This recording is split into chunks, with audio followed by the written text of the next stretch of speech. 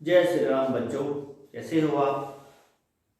आज जो पढ़ाने जा रहे हैं बच्चों हम, वो है ऑक्सीडेशन नंबर निकालना, कैलकुलेट कैसे करते हैं ऑक्सीडेशन नंबर, और बैलेंसिंग कैसे करते हैं। बैलेंसिंग के दो मेथड आपके बुक में दे रखे हैं, जैसे ऑक्सीडेशन नंबर मेथड है और दूसरा है हाफ रिएक्शन मेथड या आयन इलेक्ट्रॉन मेथड। तो आयन इलेक्ट्रॉन मेथड को हम इस वीडियो में बताएंगे, ऑक्सीडेशन नंबर मेथड को दूसरे वीडियो में बताएंगे। तो रिडॉक्स रिएक्शन चैप्टर आपके सिलेबस में है, सेकंड पार्ट में 11th क्लास। तो रिडॉक्स रिएक्शन आप जानते हो, एक का ऑक्सीडेशन होता है, दूसरे का रिडक्शन होता है।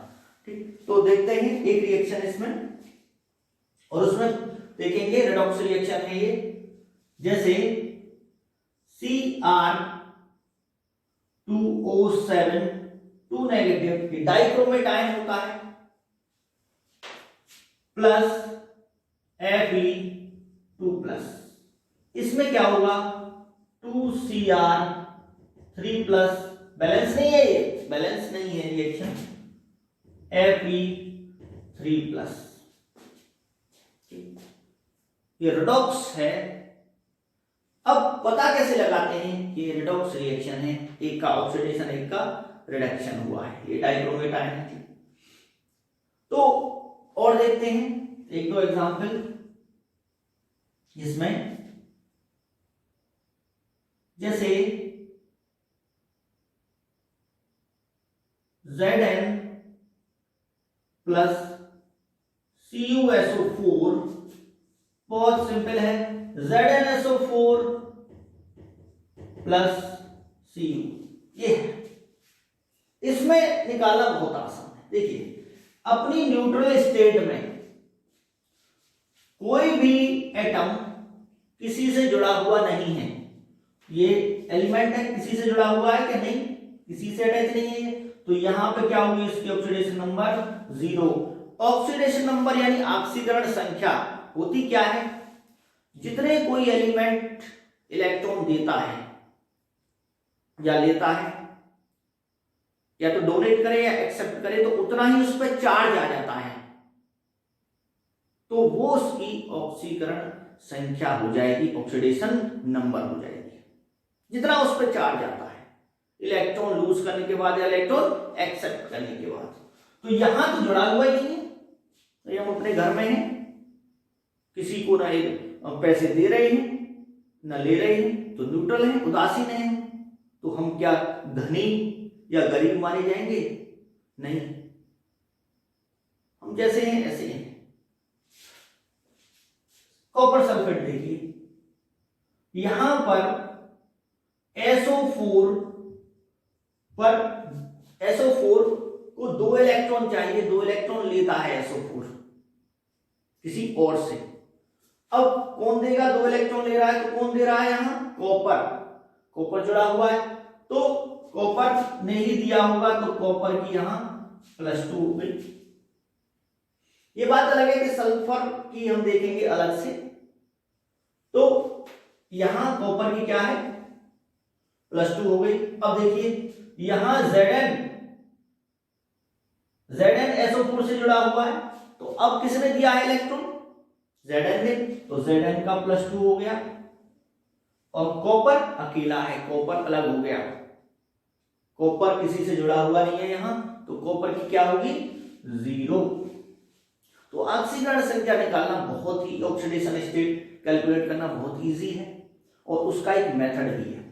उसके लिए कुछ एलिमेंट की ऑक्सीडेशन नंबर याद होना जरूरी है, और वो इलेक्ट्रॉनिक कॉन्फ़िगरेशन से पता चल जाता है कौन कितना लेगा कौन कितना देगा। क्लियर। तो ये जो मैंने लिखी है ये क्या है, ऑक्सीकरण संख्या है, और ये रिडॉक्स अभिक्रिया है। कैसे, यहां से यहां गई तो क्या हुआ, ऑक्सीडेशन, क्या हुआ ऑक्सीडेशन, और यहां से यहां गए तो क्या हुआ, कम हुई रिडक्शन, और इसको ऑक्सीकरण, और इसे अपचयन, इसको क्या बोलते हैं, अपचयन। ठीक है, ये हो गया। अब इसके बाद नोट कर सकते हो इसको, तब करें क्योंकि जब तक ये नहीं हटेगा जब तक दूसरा कैसे आएगा। अब देखिए यहां पर देखिए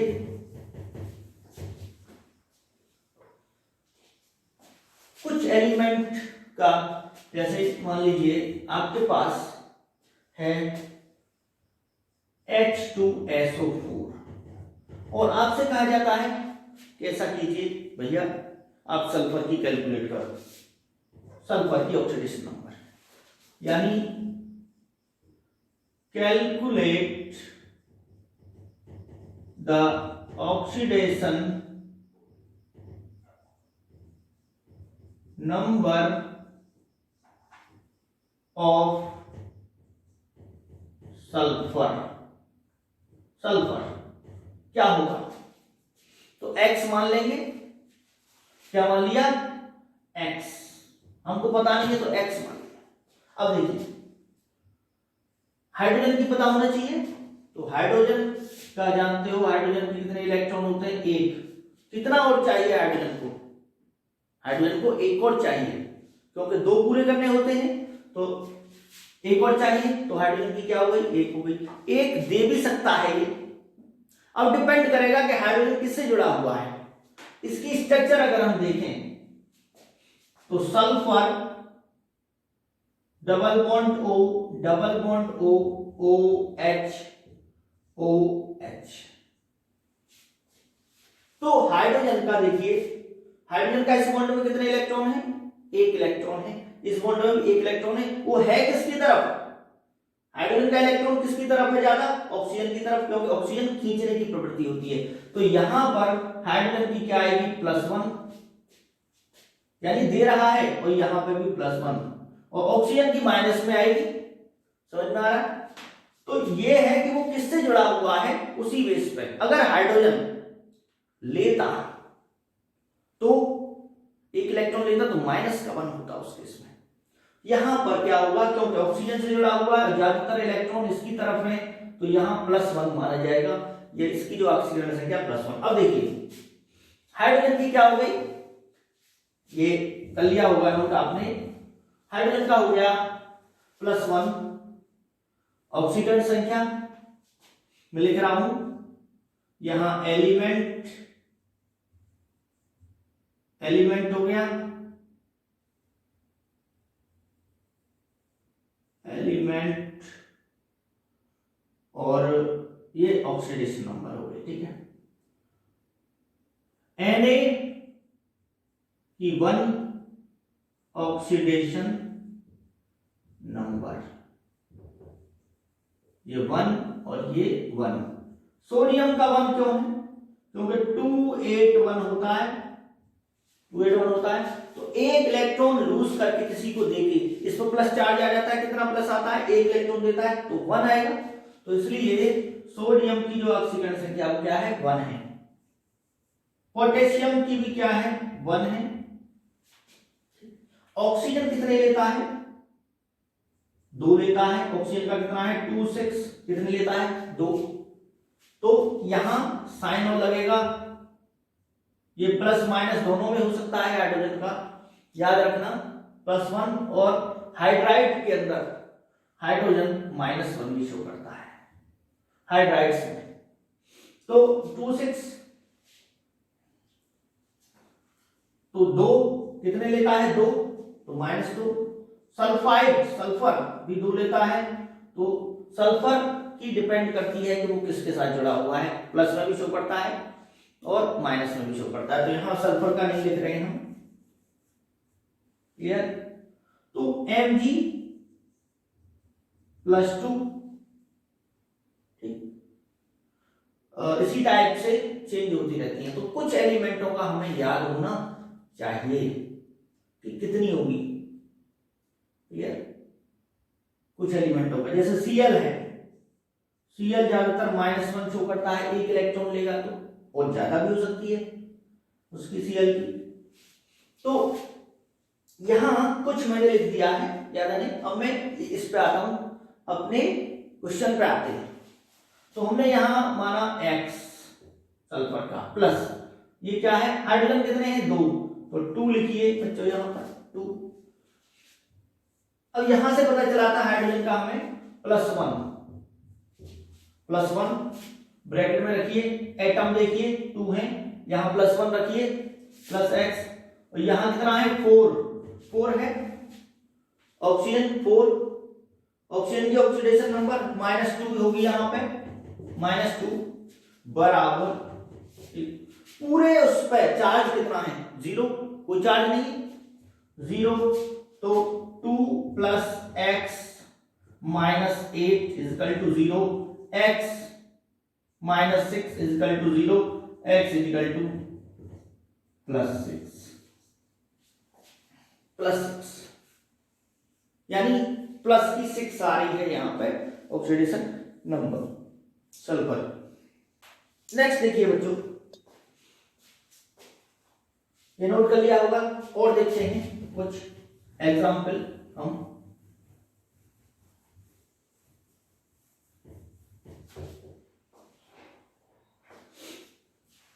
देखिए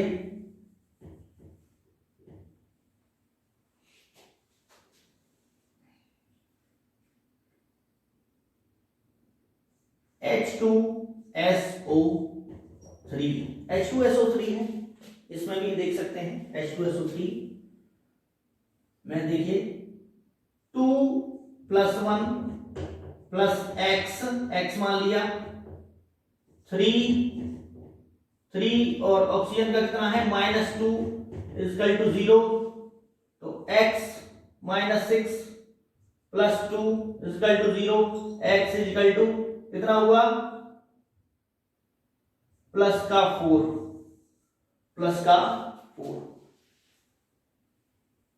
ठीक। और देखिए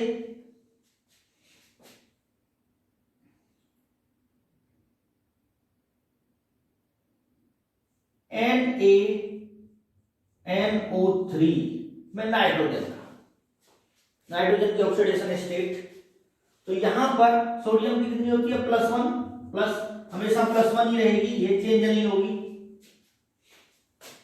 नाइट्रोजन x मान लिया +3 -2 = 0, कितना हुआ +1 + x -6 = 0, तो x -5 = 0, x +5, कितना हुआ +5 नाइट्रोजन का। क्लियर? इस तरह से हम किसी भी एलिमेंट की ऑक्सीडेशन नंबर निकाल सकते हैं बच्चों, ठीक। अब देखिए इसको रफ किए देते हैं,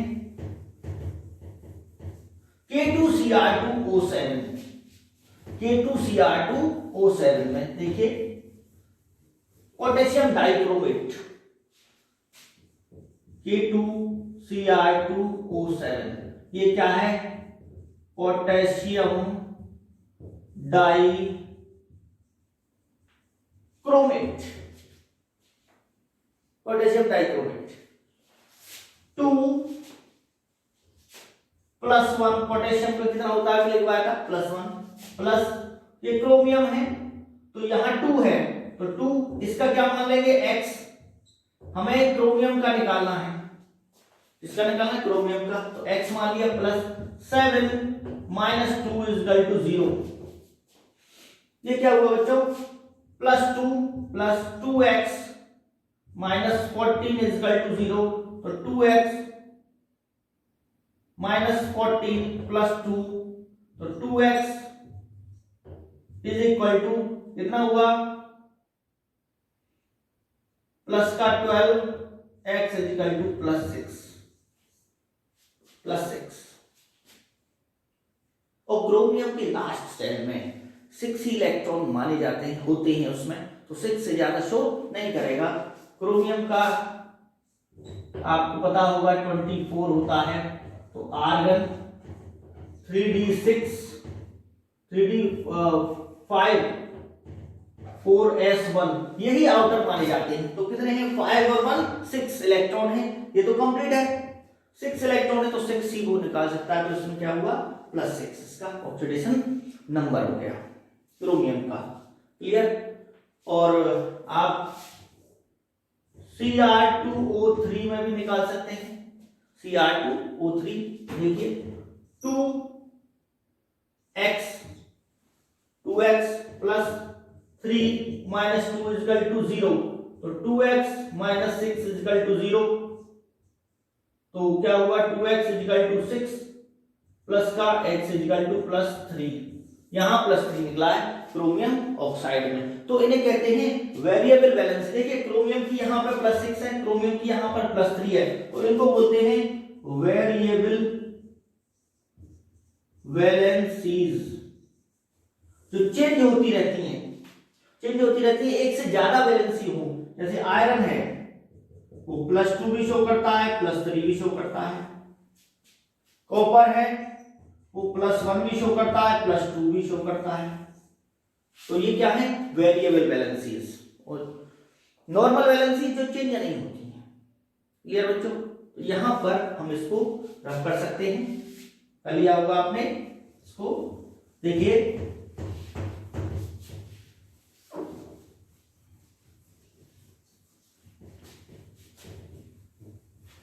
हो गया,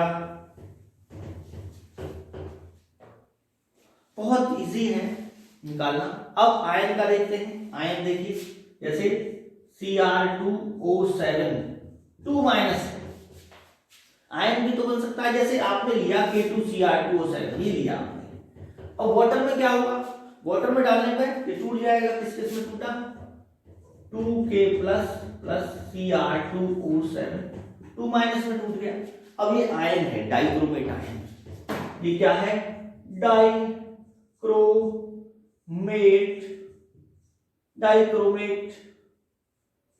आयन।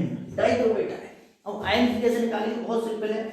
Cr2O7 2 माइनस Cr का निकालना है, तो इसका मान लिया x, और कितने हैं 2, जितने भी एटम हो वो लगा दीजिए। 2 प्लस 7 माइनस 2, ऑक्सीजन का कितना है -2, और ओवरऑल पूरे का देखिए ऑक्सीजन का अलग से -2 है, इस पूरे का कितना चार्ज है -2। क्यों कि ये दो अलग हो गए, 2 पोटेशियम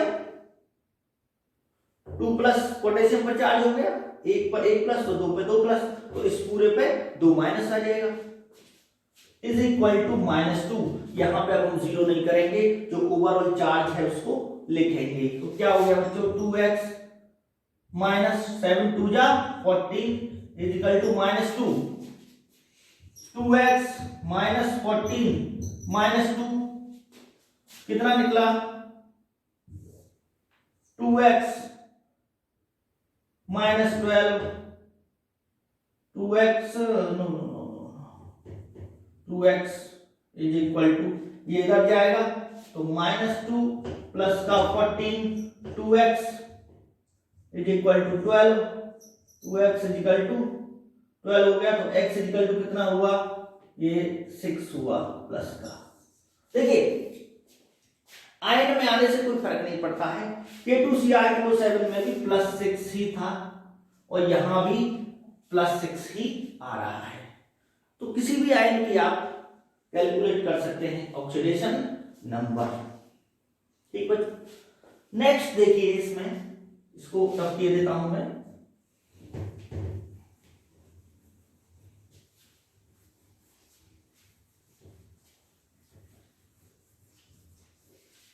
देखो अब और भी हो सकते हैं आयन, जैसे SO4 2 माइनस।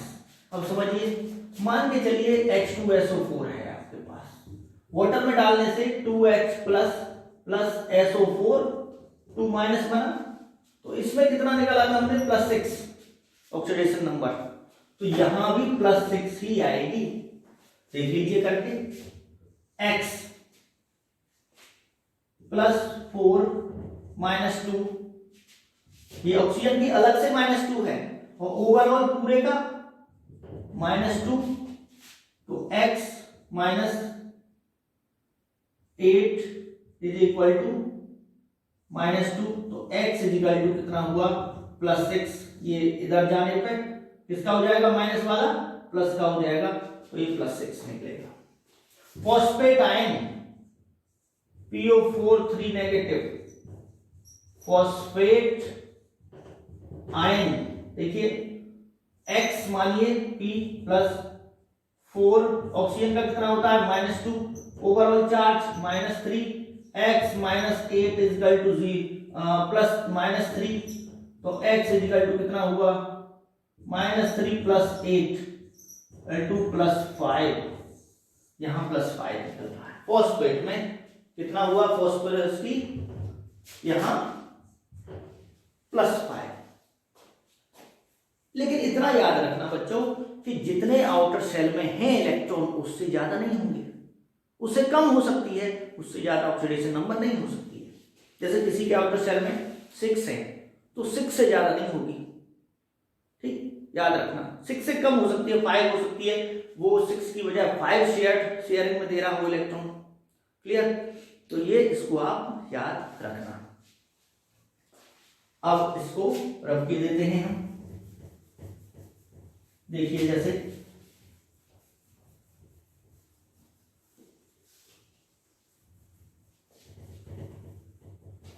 अब जैसे एक एग्जांपल दे रहा हूं आपको बच्चों, CrO5 क्रोमियम पेंटाऑक्साइड। CrO5 में अगर हम देखें तो इसकी निकालनी है हमें, तो X +5 -2 इज इक्वल टू 0, कोई चार्ज नहीं है इस पर, तो X -10 0, X is equal two plus का 10। तो बताइए क्या Cr क्रोमियम की +10 हो सकती है? क्योंकि अभी बताया था हमने आपको Cr24 होता है आर्गन 3d5 4s1, तो 5 और 1 6 है, तो मैक्सिमम कितनी शो कर सकता है वो +6 तक मैक्सिमम। यहां पर कितनी निकल रही है +10, तो इस तरीके से जो ट्रेडिशनल मेथड है इस तरीके से नहीं निकल पाएगी। अब हमें देखना पड़ेगा स्ट्रक्चर, क्या है इसकी स्ट्रक्चर CrO5 की, उसके बेस पर देखेंगे हम कि कहीं कोई पेरोक्साइड बॉन्ड तो नहीं है इसमें। देखते हैं, इसको रफ किए देता हूं, देखिए क्या होगा। Cr, इसकी स्ट्रक्चर अगर हम देखें तो यहां पर जो स्ट्रक्चर होती है इसकी वो होती है कुछ इस टाइप से, ये बटरफ्लाई स्ट्रक्चर है CrO5 की। तो इसमें देखिए क्रोमियम की ऑक्सीडेशन नंबर निकालनी है हमें X+, यहां ऑक्सीजन ऑक्सीजन में बॉन्ड है, तो जब भी ऑक्सीजन ऑक्सीजन में बॉन्ड होता है ऑक्सीजन ऑक्सीजन में, तो इसको बोलते हैं पेरोक्साइड बॉन्ड। और यहां इसकी -1 और यहां -2 नहीं, क्यों कि एक चीज समझिए, यहां ऑक्सीजन अपने भाई से ही इलेक्ट्रॉन का शेयरिंग कर रहा है, साझा कर रहा है। एक इलेक्ट्रॉन वो किससे ले रहा है? अपने भाई से, जबकि एक किससे ले रहा है? Cr से। तो यहां बताइए कि इस बॉन्ड में 2 इलेक्ट्रॉन हैं और इस बॉन्ड में 2 इलेक्ट्रॉन हैं, एक इसका और एक इसका, ठीक। तो 4 यहां बचे। ऑक्सीजन के कितने इलेक्ट्रॉन होते हैं? आउटर शेल में 6 होते हैं, 6 में से 4 ये रहे, एक 5वां ये रहा, छठा ये रहा। तो इस तरीके से इस ऑक्सीजन के कितने हो जाते हैं? 8 इलेक्ट्रॉन पूरे हो जाते हैं। तो ये बताइए, ये इलेक्ट्रॉन को तो वो इससे ले रहा है और ये वाला इससे ले रहा है, अपने भाई से साझा कर रहा है। तो क्या ये कोई ऐसा माना जाएगा कि हमने अपने भाई से कुछ लिया है तो कर्ज की तरह माना जाएगा? नहीं, किसी और से लेते हैं हम तो वो तो छोड़ेगा नहीं। समझ में आ गया? तो यहां अपने की बात है, इसलिए इस बॉन्ड के लिए ऑक्सीकरण संख्या इसकी 0 हो गई और इसके लिए भी क्या हो गई? 0 हो गई। लेकिन इसके लिए 0 नहीं है, यहां ऑक्सीजन किससे ले रहा है? इलेक्ट्रॉन Cr से, तो 1 इलेक्ट्रॉन ले रहा है, इसलिए यहां पे -1 होगा। इसमें भी देखिए, इसकी भी वही स्थिति है, ये भी ऐसे ले लेता है तो इसकी भी -1 होगी। तो जितने भी ऑक्सीजन ऑक्सीजन बॉन्ड हैं उसमें -1 क्लियर है ये चीज। दोबारा से मैं लिख देता हूं इसको।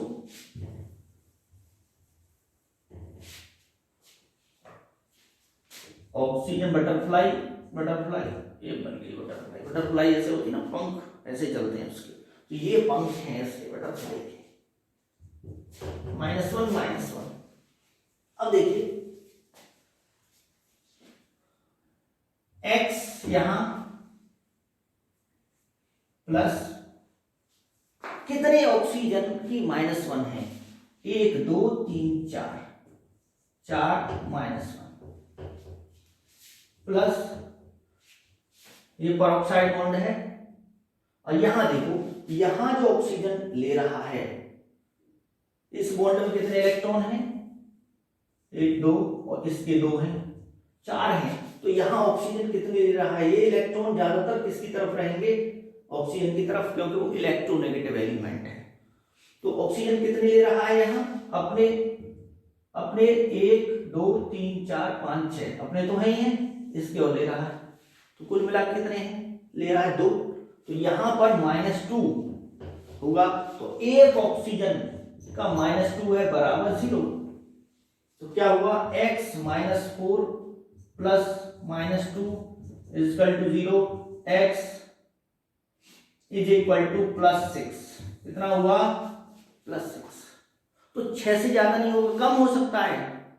तो ये हमें स्ट्रक्चर से देखना पड़ेगा कि इसे बोलते हैं paradox of oxidation state. Paradox of oxidation state यानी जहां पर स्ट्रक्चर से निकाला जाता है वो, ठीक है ना। तो हमें देख लेना है, क्योंकि ऑक्सीजन चार्ज होते -1 शो कर रहे थे।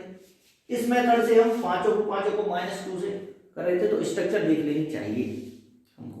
क्लियर बच्चों, अब मैं इसको रफ किए देता हूं।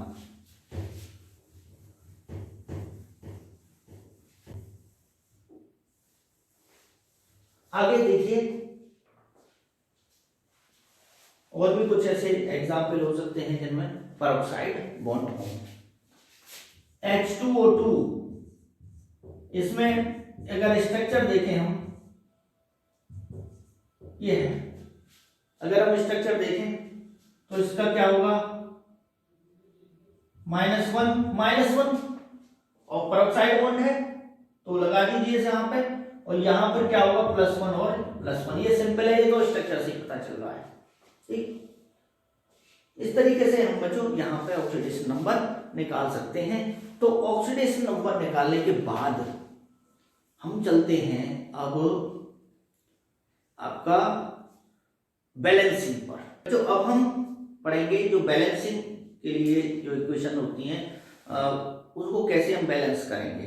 तो 2 मेथड हैं, पहला है आपका आयन इलेक्ट्रॉन मेथड और हाफ रिएक्शन मेथड है, ठीक। और दूसरा है ऑक्सीडेशन नंबर मेथड। तो अब समझिए, पहले हम स्टडी करेंगे आयन इलेक्ट्रॉन मेथड को, ऑक्सीडेशन नंबर मेथड को बाद में स्टडी करेंगे। इसमें मीडियम दे रखा होता है, जैसे समझिए कि K2Cr2O7 ऑक्सीडाइजिंग एजेंट होता है ये, plus FeSO4 plus H2SO4। Acidic medium कौन सा है, क्योंकि हम एसिड डाल दिया इसमें हमने, जो फेरस सल्फेट है, क्या बना, Cr2SO4 का होल थ्राइस प्लस Fe2SO4 का होल थ्राइस प्लस यहां पे बनता है K2SO4 प्लस H2O। अब ये इक्वेशन बैलेंस नहीं है, यहां Fe1 है, यहां Fe2 है, ठीक। इस टाइप से यहां बैलेंस नहीं है, आप चेक करके देखिए। तो इसको आपको बैलेंस करना है। तो बैलेंस करने के लिए पहले हम क्या करते हैं बच्चों, यहां पे हम आयोनिक फॉर्म में चेंज करते हैं, जो पानी में डाला है और आयोनिक फॉर्म में केवल उन स्पीशीज को लिखते हैं जिनकी ऑक्सीडेशन स्टेट चेंज हो रही है, जिनकी चेंज नहीं होती उसको नहीं लिखते। जैसे SO4 यहाँ पे सेम है, SO4 यहाँ पे सेम है, यहाँ पे SO4, यहाँ पे SO4, यहाँ पे SO4, तो जितने भी SO4 हैं सब में सल्फर की +6, ऑक्सीजन की -2, +6 -2, +6 -2, +6 -2, ऑक्सीजन की -2, सल्फर की +6, ये +6 -2 ये है। तो क्या फिर इनको लिखना जरूरी है? नहीं, जिनकी चेंज हो रही है, चेंज किसकी हो रही है, यहां +6 निकाल के देख लीजिए आप, यहां +3, यहां +3 और यहां +2 आयरन की चेंज हो रही है Fe2 से Fe3, और क्रोमियम की चेंज हो रही है +6 से +3, ठीक, और बाकी चेंज नहीं हो रही तो उनको लिखने की जरूरत नहीं है, ठीक। तो आपको अगर आयोनिक फॉर्म में इक्वेशन दे रखी है या फिर चेंज कर लीजिए आप, तो आयोनिक फॉर्म में चेंज कर लीजिए इसको, पोटेशियम की यहां +1 है, यहां पोटेशियम +1 है, इसको भी छोड़ दीजिए तो ये आयोनिक फॉर्म में टूट जाता है। कैसे? Cr2O7 2 प्लस Fe क्या है 2+, ये एक्वस में है, एक्वस, ये भी एक्वस, प्लस यहां और ये इतना दे रखा है आपको, ये भी नहीं दे रखा है एसिडिक, केवल लिख रहा है एसिडिक मीडियम। आगे देखिए ये बना Cr3 प्लस Fe3 प्लस, ये एक्वस और ये भी एक्वस, और लिख रहा है मीडियम एसिडिक, एसिडिक मीडियम, ये लिखा हुआ है। अब इसको बैलेंस कैसे करेंगे? तो पहले ही पता लगाओ किसका ऑक्सीडेशन हो रहा है, किसका रिडक्शन हो रहा है। तो यहां पर देखिए, यहां +6 है, यहां +3 है, तो यहां से यहां क्या हुआ, बोलिए, यहां से यहां हुआ बच्चों रिडक्शन, रिडक्शन, और यहां से यहां हुआ क्या, ऑक्सीडेशन। तो इसमें क्या करते हैं हम कि दो इक्वेशन बना लेते हैं। पहले आप लिखिए, किसको भी पहले ब्रेक हो गया, आयोनिक फॉर्म हो गई, ये कौन सी फॉर्म है, आयोनिक फॉर्म इक्वेशन की। तो पहले क्या होगा, आपको इसी को ले लीजिए, ऑक्सीडेशन हाफ रिएक्शन, इसको आधा रिएक्शन बोलेंगे, इसको आधा रिएक्शन बोलेंगे, दोनों को बैलेंस करेंगे। तो लिखिए ऑक्सीडेशन हाफ रिएक्शन, बहुत सिंपल मेथड है ये, ऑक्सीडेशन हाफ रिएक्शन। कहां से कहां, Fe2 से एक्वस को छोड़ दो फिलहाल, Fe3 प्लस, ये हो गया। तो पहले क्या करते हैं बच्चों हम, पहला step atom balance, atom balance, atom balance करेंगे पहले में, यानी एटम बैलेंस। एटम बैलेंस में Fe 1 है, यहां भी Fe 1 है, तो एटम बराबर है, एक एक एटम है। अब दूसरा है, यानी एटम बैलेंस है चार्ज बैलेंस, चार्ज बैलेंस यहां 2 है, प्लस का 2, यहां है 3 प्लस का, तो इलेक्ट्रॉन लगा के, नेम है आयन इलेक्ट्रॉन, तो आयन इलेक्ट्रॉन में इलेक्ट्रॉन कितना ऑक्सीडेशन में इलेक्ट्रॉन निकलते हैं, तो यहां +2 है, यहां +3 है, कैसे बराबर आ सकते हैं, यहां एक इलेक्ट्रॉन लगा दो, इलेक्ट्रॉन पर चार्ज क्या होता है, नेगेटिव, इलेक्ट्रॉन पर चार्ज क्या होता है, नेगेटिव, तो माइनस का एक इलेक्ट्रॉन है, माइनस का 1, तो कितना हो गया, प्लस का 2, और इधर भी कितना हुआ, प्लस का 2, बराबर है। अब देखिए यहां 2 और 3 में से गया 2, प्लस का 2, तो याद रखिए ऑक्सीडेशन में इधर लिखते हैं, निकलते हैं, इलेक्ट्रॉन निकलता है, तो चार्ज बैलेंस हो गया। अब ये पहली इक्वेशन, इसको मान लीजिए कि ये इक्वेशन क्या है, फर्स्ट है, बहुत आसान है, चार्ज भी बैलेंस हो गया। नेक्स्ट है दूसरी रिएक्शन, ये है reduction half reaction, reduction half, HALF half reaction, reduction लिख दो। रिडक्शन कहां से कहां हो रहा है?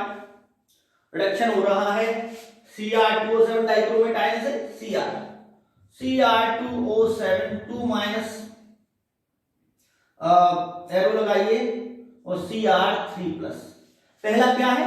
Atom balance. कोई कहानी फिर से दोहराई जाएगी, तो ना अधूरी कहानी को पूरा किया जाएगा। यहां है Cr1, यहां है Cr2, तो पहले आगे लगा दो। यहां नहीं लगाओगे, कुछ करते हैं यहां लगा देते हैं। नो नो नो, यहां नहीं, यहां पर। ठीक, अब क्रोमियम बैलेंस हो गए। ऑक्सीजन, कितने ऑक्सीजन है? 7। ये चार्ज है इसका 7 ऑक्सीजन है, तो 7 ऑक्सीजन को बैलेंस कैसे करें? पहला हो गया स्टेप। दूसरा इसमें Cr2O7 2 माइनस से 2Cr3 प्लस प्लस 7 ऑक्सीजन को बैलेंस करने का तरीका या तो आप कीजिए H2O की फॉर्म में 7 ऑक्सीजन 7 हो जाएंगे, या फिर 7OH नेगेटिव की फॉर्म में, किसी से भी कर लो, दोनों से बता दूंगा मैं। लेकिन जब 7OH लगाओगे तो उसको न्यूट्रलाइज करना पड़ेगा आपको, इसलिए। और OH लगाने से बेसिक भी हो जाएगा, बेसिक मीडियम। H2O से न्यूट्रल रहेगा, बाद में एसिडिक हो जाता है, तो पहले न्यूट्रल ही। तो याद रखिए वाटर का केस ले लीजिए आप, वाटर में की फॉर्म में लगा दो। तो कितने हैं? 7 ऑक्सीजन है, तो कितने लेने पड़ेंगे? H2O 7, तो 7 ऑक्सीजन हो गए, यहां 1 मानते हैं, तो 7 बन गया 7। अब देखिए H2O7 लगाने से हुआ क्या कि यहां हाइड्रोजन बढ़ गए, हाइड्रोजन कितने बढ़ गए? 7 2 जा 14H, तो इधर तो H है नहीं, हाइड्रोजन है नहीं, ठीक, तो बैलेंस तो करना पड़ेगा। तो 7 जो 14H है, मीडियम है एसिडिक, तो एसिड क्या देता है? H+, तो H+ के रूप में लिखेंगे Cr2O7 2 minus plus 14H plus arrow 2Cr3 plus plus 7H2O। अब ये बैलेंस, अब एटम बैलेंस हो गए। अब क्या है? Charge balance. चार्ज बैलेंस में देखिए बच्चों, यहां टोटल 14 प्लस का 14 प्लस माइनस का 2, ये 7 ऐसे है, 14 प्लस का माइनस का 2, टोटल कितना हुआ? टोटल हुआ इधर प्लस का 12, 2 3 जा 6 प्लस का 6, बराबर कैसे हो? यहां इलेक्ट्रॉन लगाएंगे तो और माइनस में जाएगा, ही माइनस में, इधर कम करना पड़ेगा, 12 में से इलेक्ट्रॉन लगाने पे वो कम हो जाएगा। तो देखिए कितने लगा दो? 6, 12 और 6 का डिफरेंस कितना हुआ? 6।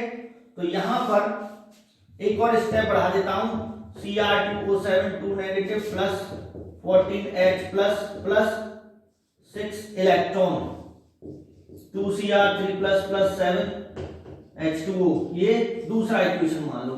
ये कौन सा है? सेकंड इक्वेशन है। अब चार्ज बैलेंस हो गया, रिडक्शन में इधर इलेक्ट्रॉन, ऑक्सीडेशन में इधर इलेक्ट्रॉन। अब इन दोनों इक्वेशनों को आप एक जगह रखिए, तो ऊपर से आपको हटाना पड़ेगा ये, इनको, इसको आप यहां से हटा दीजिए, दोनों को रख दीजिए। आप इसको ये नोट कर लिया होगा आपने। तो पहली इक्वेशन क्या है?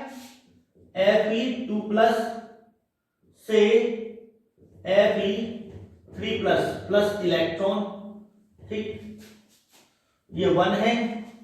और दूसरी है Cr2O7 2 negative plus 14H plus, इसको थोड़ा और एरो को बढ़ा दीजिए, plus 6 electron arrow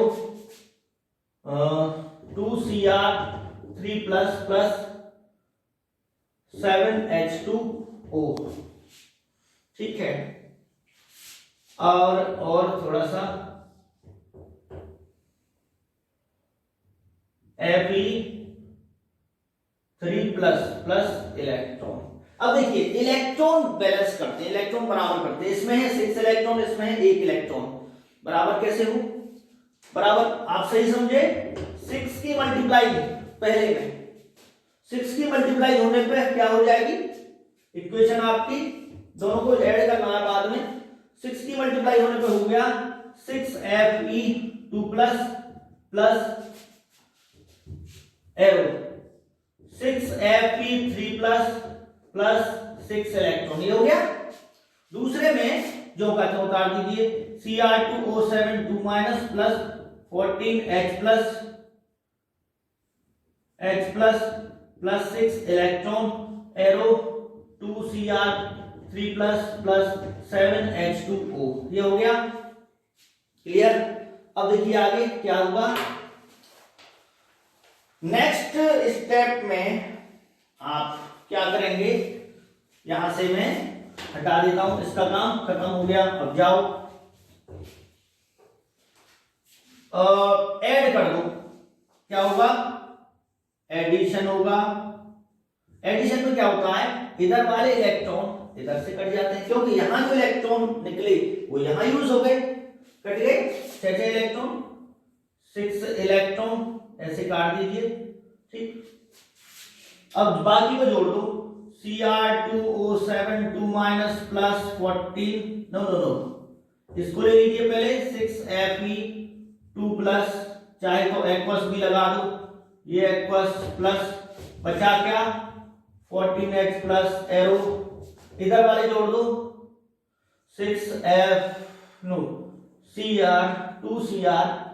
2Cr3+ 6Fe, ये वाला ये वाला ये वाला।